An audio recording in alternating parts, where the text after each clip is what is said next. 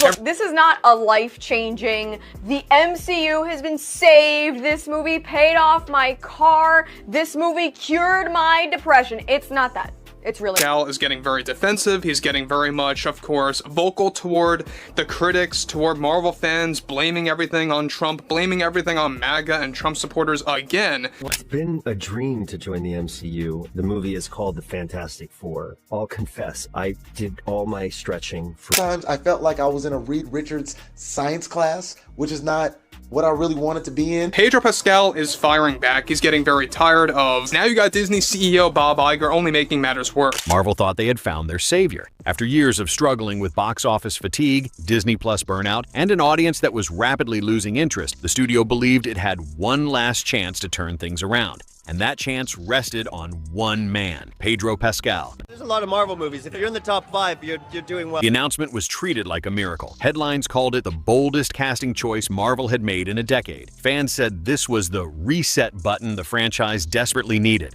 For a moment, the excitement felt real again. The Fantastic Four, one of the most legendary superhero teams in comic history, was being reborn, and the man who had carried The Mandalorian and The Last of Us was about to lead the MCU into its new golden age. No, we've actually really enjoyed being with each other. He's one of my favorite people in the world. But behind the cameras, a very different story was playing out. What began as Marvel's billion-dollar comeback soon turned into whispers of chaos, a quiet rebellion among the cast, and the slow unraveling of the very movie that was supposed to save the studio. Whether they like it or not, they're never getting— He won't leave me alone. So, how did Marvel's brightest hope collapse before the cameras even rolled? And why did one of Hollywood's most beloved actors suddenly become the face of its biggest failure?